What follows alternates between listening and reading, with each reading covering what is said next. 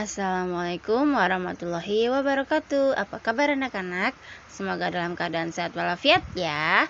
Untuk kali ini kita akan mempelajari akidah akhlak dengan judul bab 1, sikap bersyukur. Siapa yang di sini suka bersyukur? Ya, kita sebagai umat muslim harus selalu bersyukur atas apa yang telah diberikan oleh Allah kepada kita, atas nikmat yang diberikan Allah untuk kita. Kita harus saling berbagi, syukur atas nafas yang telah diberikan, syukur atas makanan yang telah diberikan kepada kita, syukur atas rizki yang telah diberikan kepada kita. Kalimat syukur kepada Allah bisa melafalkan dengan ucapan hamdalah atau alhamdulillah. Bersyukur adalah ungkapan terima kasih atas segala kenikmatan yang diberikan Allah, baik berupa ucapan maupun perbuatan. Selalu mensyukuri segala nikmat Allah, baik itu banyak maupun sedikit. Nah, segala hal yang kita jalani dan kita dapatkan, semua hidup merupakan nikmat yang telah diberikan Allah kepada kita. Sehat badan, kesehatan pikiran, jiwa, keimanan, kekayaan harta, kecerdasan, dan masih banyak nikmat-nikmat yang telah Allah berikan kepada kita semua. Jadi jangan lupa bersyukur ya. Sudah bersyukurkah hari ini?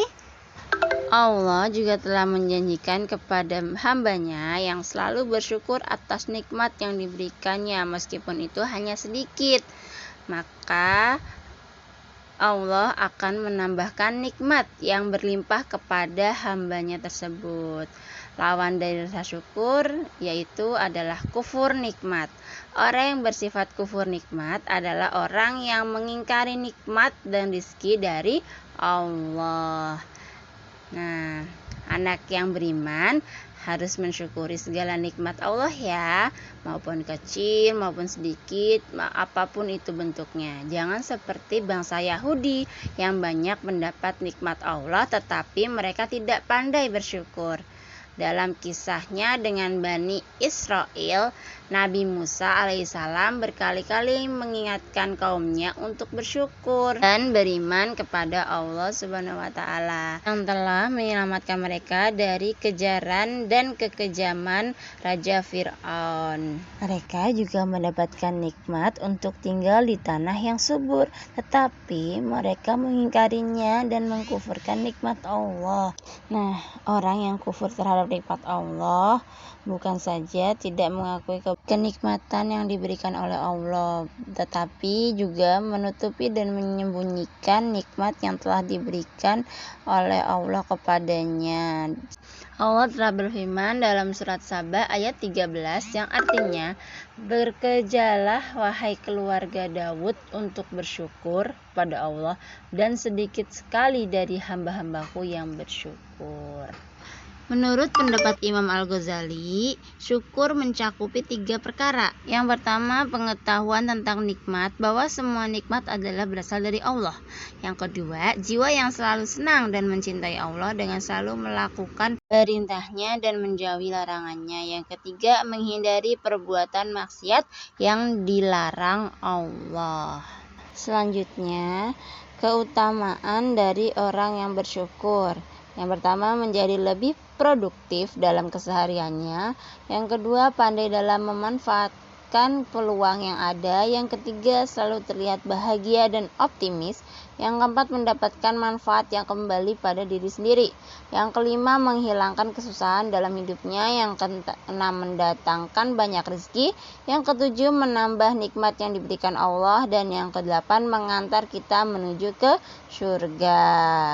Selanjutnya, manfaat yang diperoleh dari kebiasaan bersyukur yaitu yang pertama ada dapat meningkatkan kesejahteraan diri, mudah menerima semua kehendak Allah, dapat menumbuhkan sikap dermawan dalam diri, merasa nikmat pemberian Allah selalu ada, menjadi lebih optimis dalam menjalani hidup, serta hati dan jiwa menjadi lebih tentram. Itu tadi keutamaan dan manfaat dari orang yang suka bersyukur.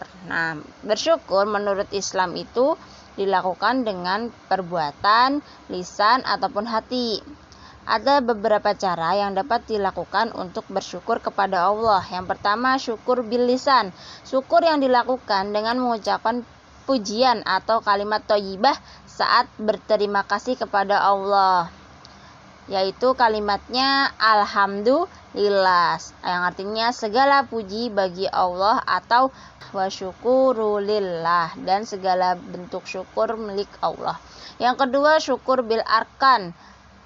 Syukur yang dimaksud adalah syukur dengan anggota badan, yaitu berupa amalan kebaikan melalui perbuatan baik seperti rajin beribadah dan menggunakan anggota tubuh untuk hal-hal yang baik saja, seperti menggunakan tangan untuk membantu orang lain, mulutnya untuk mengucapkan fakta serta perkataan baik, dan matanya untuk melihat hal-hal yang baik saja. Yang ketiga yaitu syukur bijinah. Syukur dengan hati dilakukan dengan menjaga keagungannya, menyadari sepenuhnya bahwa nikmat yang kita peroleh, baik besar, kecil, banyak maupun sedikit, semata-mata karena anugerah dan kemurahan Allah.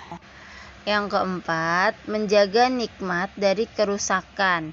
Ketika kita mendapatkan nikmat dan karunia dari Allah, manfaatkan dan pergunakan nikmat tersebut dengan sebaik-baiknya. Usahakan untuk selalu menjaga nikmat yang diberikannya dari kerusakan.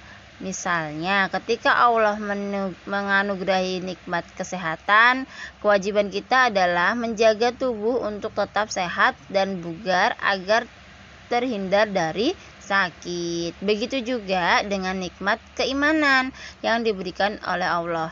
Kita harus senantiasa memupuk iman dan Islam kita dengan sholat, membaca Al-Quran, menghadiri majlis-majlis taklim, berzikir, dan rajin berdoa. Dalam suatu hadis, Rasulullah menasehati umat muslim untuk selalu merasa rendah hati dan tidak sombong dengan cara memandang orang yang berada di bawah mereka, baik mengenai bentuk dan rupa tubuhnya, kesehatan dan kesejahteraannya, atau harta dan kekayaannya. Dengan cara demikian, umat muslim akan bersyukur karena merasa lebih beruntung dan keadaannya lebih baik dibanding dengan orang-orang tersebut. Jadi kita harus bersyukur ya dengan keadaan kita apapun itu. Oke?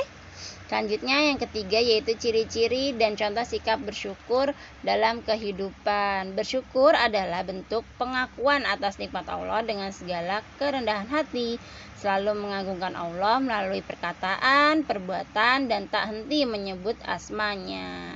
Nah, berikut ini ciri-ciri orang yang pandai bersyukur. Yang pertama, selalu berperilaku rendah diri dan tidak sombong, baik di hadapan Allah maupun di hadapan orang lain. Yang kedua, memiliki rasa cinta yang besar kepada Allah. Yang ketiga, mengakui dan menyadari kenikmatan yang didapatkan adalah pemberian Allah. Dan yang keempat, selalu mengagungkan Allah atas segala hal yang dimilikinya. Yang kelima, tidak menggunakan nikmat yang diberikan untuk hal-hal yang dibenci atau dilarang Allah.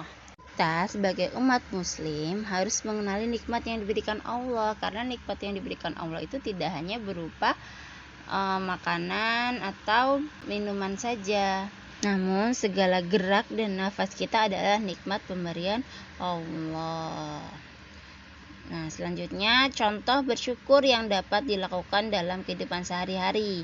Yang pertama, senang bersedekah kepada orang yang membutuhkan. Yang kedua, selalu melaksanakan ibadah wajib maupun sunnah. Yang ketiga, sering mengucapkan alhamdulillah dan merasa menjadi orang paling beruntung. Yang keempat, menjaga kesehatan jiwa dan raga dengan baik. Yang kelima, menebarkan senyum dan kebahagiaan. Yang keenam, melaksanakan ibadah sesuai agama yang dianut. Yang ketujuh, menjaga kesehatan jasmani dan rohani. Dan yang kedelapan, mengembangkan bakat dan minat untuk masa depan. Selanjutnya yang ke-9, memanfaatkan potensi untuk membantu sesama.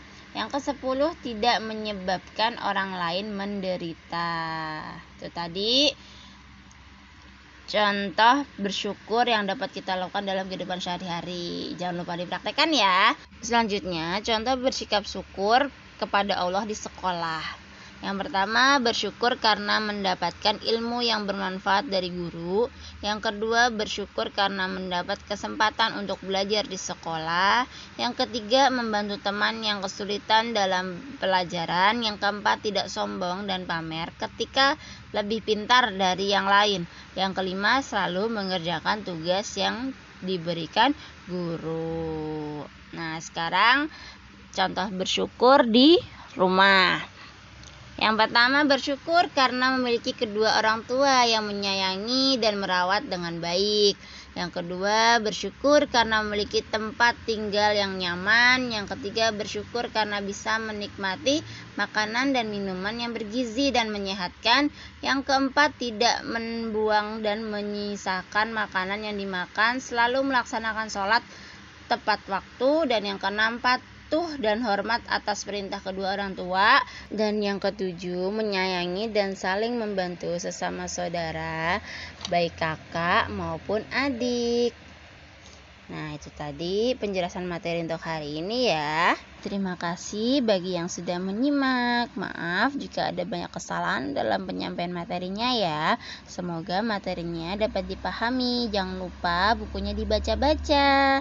Selamat belajar. Wassalamualaikum warahmatullahi wabarakatuh.